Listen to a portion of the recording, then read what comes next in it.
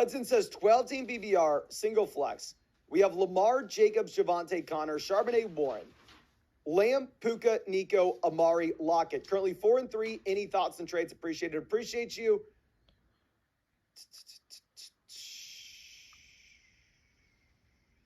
4-3. It'll be nice. I think we only have one more week with James Conner not eligible to return. Then after that, you could have Conner coming back.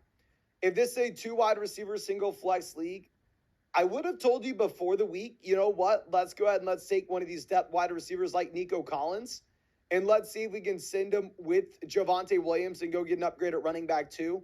I was all out on Javonte, as we had seen Javonte just be, in a 3-man running back by committee in one of the worst offenses in the NFL. However, now at this point, you're actually looking at Javonte Williams as a running back that is seeing the vast majority of his work in Denver, where I'm completely fine holding on to Javonte. So, yeah, I think you're actually in a really good spot. I don't necessarily see we have a tight end. I don't know if we have to start a tight end with this team, but we have the elite level quarterback. If you could move off like Lockett to get to Flowers, that'd be a no-brainer here with Lamar. But honestly, I think we can maybe afford to just hold on to what we have at running back, given the situation that we are in. But, skipping ahead real quick, let's go over to Bang. What's up, guys? Fantasy Football Talk Show, Week 8. You got Kamish, you got JJ. The Spooktacular Special. We're here for some mid-season madness, and it's getting scary for a few teams out there in the league, so we're going to break it all down. What's up, Jack? How you doing? Doing good, man. Glad to be here. Glad to be back another week. Hey, guys, we got the mid-season special. We are officially halfway through football, through fantasy football, that is. Excited to get into it. We got a ton to cover this week, man. Hey, guys. It's me, Kamish. It's also me in the picture, along with Nabil and Dorf. Not much to report. Keep sending those trades around. I'm still looking for a running back. Perone wouldn't trade me Saquon, which was really annoying. So yeah, NFL trade deadline was today. We saw a little bit of movement, a little bit of excitement, but I think you lucked out there not sending him CD Lamb after what he's been doing the last couple of weeks. So yeah, you're all right. Yeah, that works out. All right, on to week 8. Let's take a look at the scores. Huddy, what we got here? Oh, you just got a solid performance out of the team again. Solid routing of Ollie.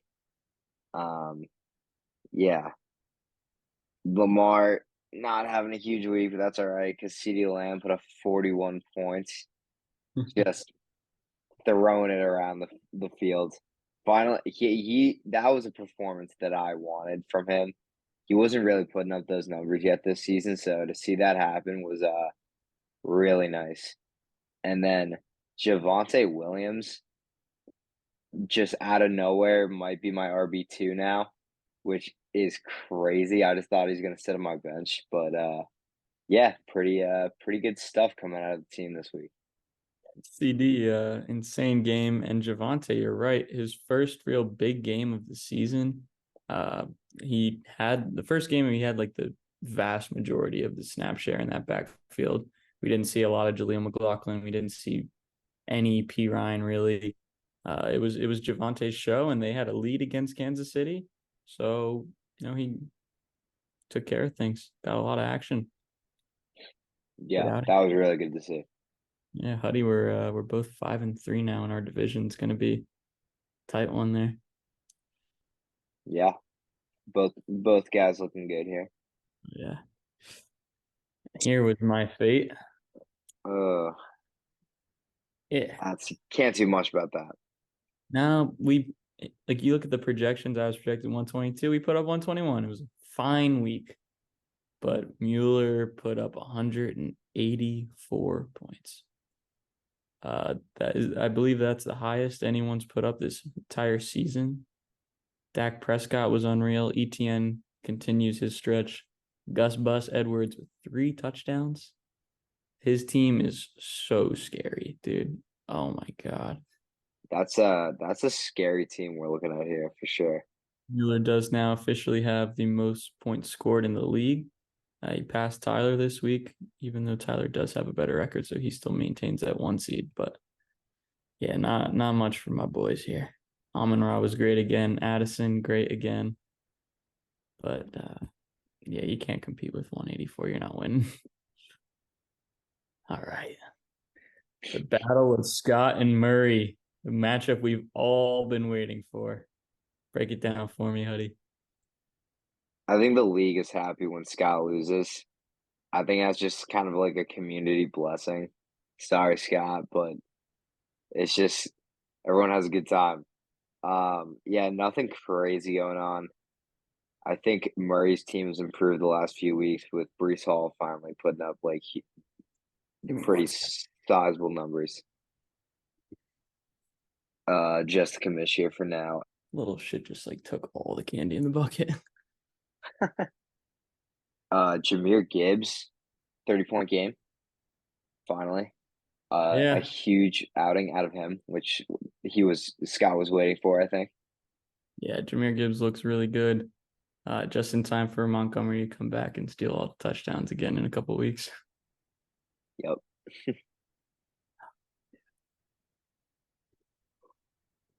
Right. Here we got Tyler. Routine outing. Nothing special. Clean 136. This seems to be the standard these days. Shuby, mediocre performance, but Christian McCaffrey does it again. This guy is unbelievable. What a steal at 4 overall in this league. That's so insane. I mean, what is it? 17 games now with the touchdowns straight. I think, yeah, 17 or 18. I think he's tied the record all time, if not broken it already. This guy's unbelievable. Next, we got Nabil takes down Perone in what Tyler called the shit fart piss cum bowl, something like that. Battle of the worst teams this league has maybe ever seen. Nabil did what we thought he would do. Eckler had a bounce back game. Kittle was great. 138 is a really good outing. Nabil not done just yet. And Perone, consistent booty cheeks. I mean, don't get me wrong. I'd say both these teams are done, but yeah, Nabil is the second worst. So congratulations to him.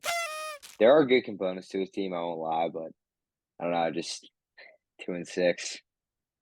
Not Yeah, much to look at here.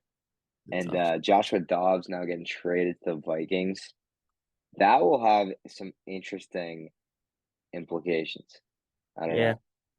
Yeah, I'll talk about it more during the QB section, but Josh Dobbs coming in to save my season. He had a good game here for Perone. Hopefully he can translate a little bit into the Viking offense. We'll just have to see. Oh man, tough break for my boy Kirko. Speaking of Kirko, here for Suit, put up a good 20 points before going down for the count. The torn Achilles, shattering the heart of Viking fans everywhere. If I die, I die. Kirk Cousins. Rip. But nonetheless, Bridge pulls off an upset here. D-Hop, man. D-Hop, what a game. I mean, he had what? He had 4 receptions for just all the yards in the world. It was kind of insane. Thank God he played him. Based on his recent performances, could have been on the bench easily. Oh, certainly. Yeah, he didn't really need much out of the rest of his team. You see Mahomes with 5 points, Pacheco 7, Jacoby 3. Not the most impressive outing from a team, but D-Hop really picking up the slack where others weren't. Makes up for all of Mahomes' missed points and some. So Oh yeah, yeah. well done, Bridge. Good call starting him. Good managing. And Devontae Adams. I mean, he's pissed. Devontae Adams hates being in Las Vegas and being thrown to by Jimmy Garoppolo. So that's tough from a manager perspective. All right, Huddy, what we got here? Oh, not a lot of switch up. We got Tyler, top of the East. Mueller. Looks like Mueller kind of might stay in the top of the West here, taking over suit. And yeah, the playoff picture becoming a little bit clearer every day. I think I'd like to stay ahead in the East and keep my wild card spot. But I think Ollie and Murray, it's going to be a toss up who takes that last spot in the West. So we'll see. Absolutely, it could go either way. Hopefully, you and I can both slide in there in the East. Yeah, Scott losing definitely helped over there, but yeah, we'll see. There, it's 16 playoff, right? Just 6. 6 teams. All right. Well, hey, if the season ended today halfway, we would be in it. And Let's go. Congratulations to us and the other 4 guys that would be in it. But still, long season. We're only halfway. Even Perone has a 1% chance. He's not been officially eliminated yet. So you never know. All right, on to the power rankings of the week. Brought to you by Scott Duncan. Happy Halloween. What a cute costume. We got some shakeups here. We got the Dogs seeing San Francisco leave the tier. Miami, I bumped them up. They look good. Kansas City dropped a tough game. I was hoping for a Mahomes flu game. Didn't happen. Ravens looked incredible, and the Eagles are the only team at 7-1 now. They slide into that 1 spot for me. That's what we got for the Dogs. The elite tier, Bengals moving back up. They beat the Niners pretty considerably. Joe Burrow looks awesome. The whole team looks pretty awesome. I got nothing else to say. They look good. Middle of the pack here, pretty much staying the same. The Steelers, I think, jumped up a couple spots.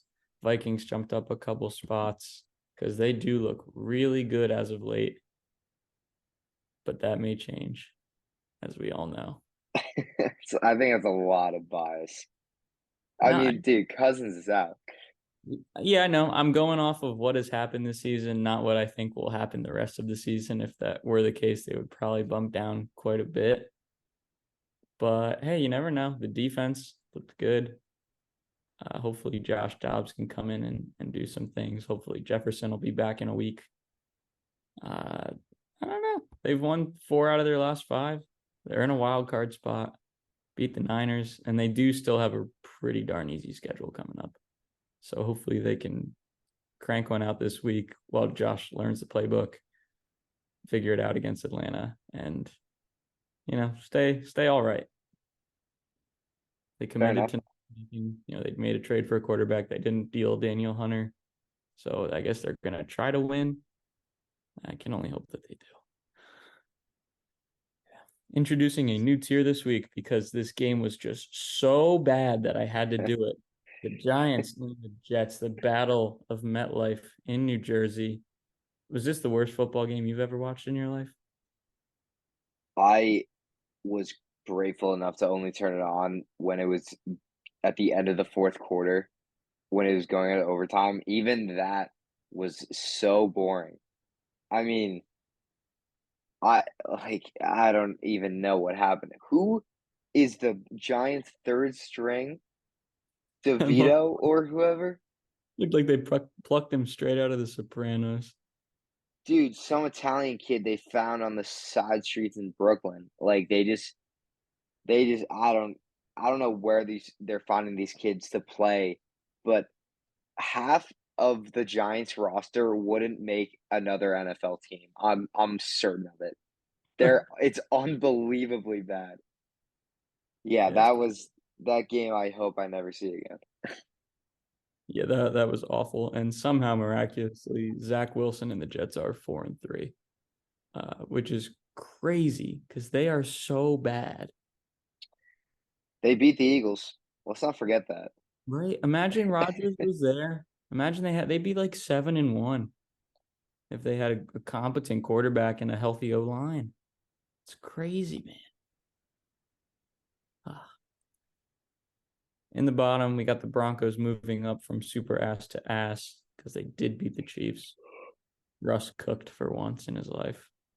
All these other teams remain the same. Just awful. And the Cardinals go all the way down to last because they do own the number 1 pick again and got rid of their quarterback. So, yeah, we'll see if Kyler Murray plays football in 2 weeks or so. But, yeah, they are last. The Bears, the Panthers, congratulations, Carolina fans everywhere. Panthers won a football game. Fantastic. Yeah, congrats for nothing, I guess. I don't know what that's gonna get you except a worse draft pick, so that's good. But yeah, my Patriots are looking pretty down bad right now. I mean we expect to lose to the Dolphins. I'm not too mad about that, but we have Kendrick Bourne, our top option, going down with a torn ACL for the season. Sorry, Perone. I think Perone has him. Why wouldn't Perone have him? Right. It makes sense. Yeah, but it's gonna be. We have a few easy games coming up. We have Commanders and then we have Colts, but I still don't have good expectations. Never know. Maybe Bill can pull something off. We'll just have to see. Poor Kendrick Bourne. A tough week for injuries around the league. All right, on to the QB list. A lot of movement, a lot of new faces, new places everywhere today. Starting with the Dogs, Tua and Joe Burrow moving up into the Dogs tier. I have finally seen enough from Burrow that he belongs up there. The kid's a dog, always has been. Had a slow start, but he's back. He's so back. Let's go. And Tua, I thought it was time. I had kept him in the not too shabby tier for too long. He wins football games. That's enough to it. In the not too shabby tier, Geno Smith moved up. Brock Purdy staying in the tier but sliding down after another not so great football game. He has been my quarterback in my other league for 2 weeks now. I traded for him, and he's disappointed me. I still think he's good. I still think he'll be fine when that team comes back to full strength. We saw him add some defense today, but I am more concerned about that left tackle spot. The kid's got no time to throw the football. And last, Dak Prescott moving up, 29 fantasy points this week. He looks okay. I can't tell if it's because they're playing bad teams or what, but he looks all right. I don't think he doesn't stop his receivers from doing worse than they should, but he doesn't help them do better than they should, if that makes sense. Yeah, he reminds me of Kirk Cousins. Yeah, for better or worse.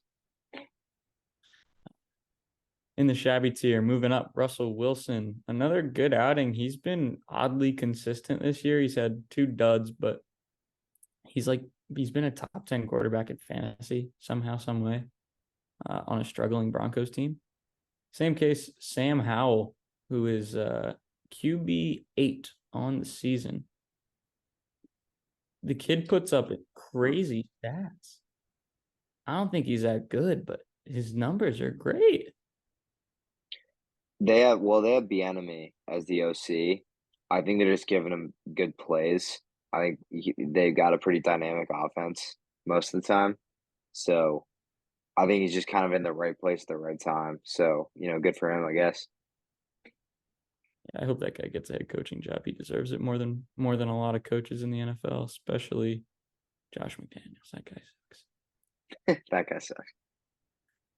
All right. In the new, arguably okay tier, we have Derek Carr moving up. We have Taylor Heineke adding to the list, filling in for Desmond Shitter after a hand injury / bench, or no, it was a concussion / benching moment. Not really sure what happened there. They say Desmond Shitter will start again next week, but Heineke was good when he was in there. I think he'd be a lot better for that team. And last but not least, Minnesota Viking Joshua Dobbs. Welcome to the team, my boy. Got him for free, basically. 6th round pick. Got a 7th in return.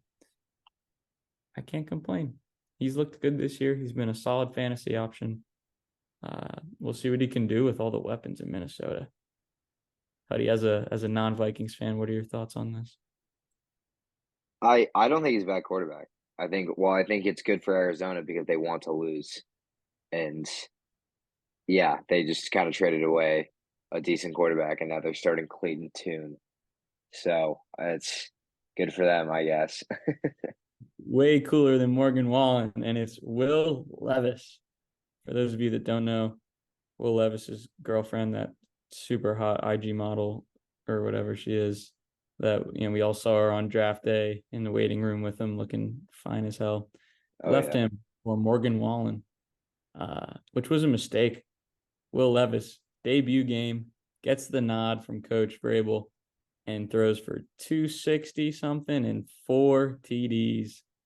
He joined Marcus Mariota, funny enough, and Viking legend Fran Tarkenton.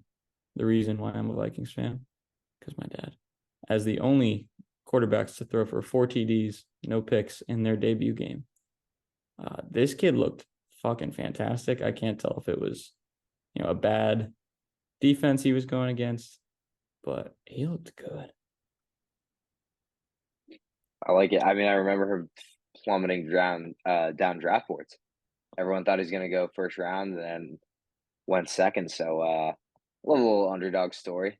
He's proven the haters wrong. Can't help but root for the kid. It's funny when you look at that girl's TikTok. All the comments on all her last 10 videos are like, "Damn, look at Will Levis. Damn, you messed up." All that shit. I can't help but agree that Will Levis is cooler than Morgan Wallen. That's funny. I like that. Dog shit tier. We got nothing new here.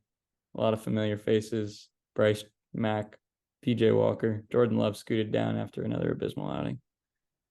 And a little change. This one hurts.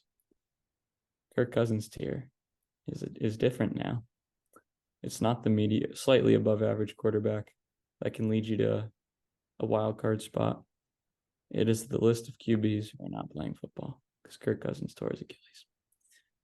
Joined by him are Ryan Tannehill, Tyrod Taylor, who may be the unluckiest man in the history of the NFL, and Kyler Murray, but not for long. All right, now we got the bad at football tier. Desmond Shitter and Tyson Bagent are joined by Jimmy Garoppolo, who, if you watched any of that game last night, you can tell that this guy just stinks. Yeah, it's so bad.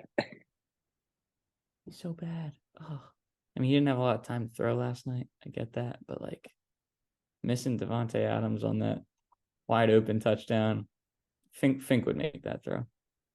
Come on. I mean, he's in the dogs tier for a reason. Fink would have made that throw. College quarterback could have made that throw. Jimmy, people are going to start giving up on Jimmy because he's old too. So I think it's time to see his way out, I think. He doesn't have much time to prove the haters wrong before the Raiders restart entirely, I think. Shocked that Devontae didn't make a single move, which was a little surprising to me. And last but not least, the Who tier, we got Tommy DeVito, giant quarterback, scored a touchdown this week, should have led the team to a win until poor coaching and Graham Gano missing a 30-yard field goal lost them the game. This kid stunk, but he almost won a football game. Joining him, we have Jaron Hall, who will start for my Minnesota Vikings this week. 5th-round rookie out of BYU. He was Puka Nakua's college quarterback and the heir of Zach Wilson at BYU. But who? Come on. And last, Clayton Tune. Don't know who this guy is, but the Cardinals are probably going to play him this week because they just want to lose football games. And that does it for our quarterback list. Those are some mystery players right now. That's awesome. I had to do 2 screenshots this week because there were just so many guys, so many tiers, so much going on in the NFL. What an exciting time to be alive. All right, Huddy, take me through some waiver wires here. Give me Pop Douglas. The dog. Bang. Kid's been getting some targets with Kendrick Bourne going down. Mac Jones, he's not throwing to a lot of guys well, but he's got to throw to someone. So Pop Douglas, not a bad option. We got Leonard Fournette getting signed to the Buffalo Bills practice squad this week. That could be a big move. Shuby's already looking to trade James Cook. He's worried about his value going down. but we'll see how he fits into the system. And Trey McBride, people are pretty sudden about him. He had like a tight end one performance this week for no reason at all, and like putting up like 22 points or something. I'm certainly going after him with Sam Laporta on the bye week. Buddy, bro, So just let me have a fucking tight end once, bro. no shot, dude, because I'm one above you in the waiver I wire. know, it's bullshit. I need a tight end too, dude. Oh, let me give you like Michael Mayer or Luke Musgrave after this week, please. Bet. I'll take McBride and we'll trade. We'll make a trade. How about that? God, man. Yeah, McBride this week had 14 targets. The kid had 25 and a half fantasy points. We'll see what happens this week with Clayton Tune at the helm. We'll see if his production dips at all. But this kid's legit. He was a second round pick last year. Won I forget the name of the award, but for the best tight end in college football. Kid's legit. Zach Ertz is injured. I hope he will play fantasy football for me next week. But we'll see. Yeah, give him the right price and he will. Yeah. Okay. Killing me, man. But hey, you traded away Dalton Schultz, who dropped a clean 2 points this week, so that one was looking good for you. Yeah, I'm just kind of all up here. I knew it. I knew that happened. Musgrave got me 3 this week, which continues my streak of tight ends putting up under 10 points in my lineup. Yeah, we'll see if that ever changes. It's really not looking like it anymore. All right, some locks of the week. What we got here? Give me Buccaneers plus 2.5 at the Texans. I don't know. They're two decent teams. I think they're pretty close together in skill. And Bucks have lost the last couple games. I think they'll bounce back. 2.5. I like to cover. Colts minus 2.5 at Carolina. Yeah, Carolina just won a game and they're about to get just destroyed, just annihilated. That is the ups and downs of this league. I can see that a mile away. And lastly, Chargers are only -3 at the Jets. Yep. Now that's locks. That's Monday Night Football, right? I think so. I think it is. Yeah, give me the Chargers -3 at the Jets. That's easy. No parlay this week, but you've all been losing way too much money if you've been betting on us. So probably should take it easy. If you need any basketball betting advice, I'm probably your guy. But football, there's no way. I just can't do it. You can't do it. It's too unpredictable, this sport. Yeah, so quote of the week. I've been hearing a lot of talk around the league. As you guys might remember, 2 weeks ago, Shuby went down to Scott's Field and beat him. Pretty close game, but we we interviewed him after the game, and Shuby was quoted as saying, "I'm the best manager in the game. When you try me with a sorry manager like Scott, that's the result you're gonna get." So throwing some fighting words out there. Yeah, I mean, just it's getting heated halfway through the season here. A lot of teams want to win, and so that's your quote of the week. Love to see it. Should be back at it again. Should be Sherman. Week 9 preview. We'll just run through it real quick. Jack, who you got coming up this week? I don't know. All I know is that my team is in shambles right now because Amon-Ra St. Brown's on a bye, and he is my best player. Jack, you're going up against Suit this week. It's not what you like to see. Suit's got a good team. My team is banged up. Amon-Ra out. We'll see what Jordan Addison can do. He's been amazing, but he has this rando quarterback thrown to him.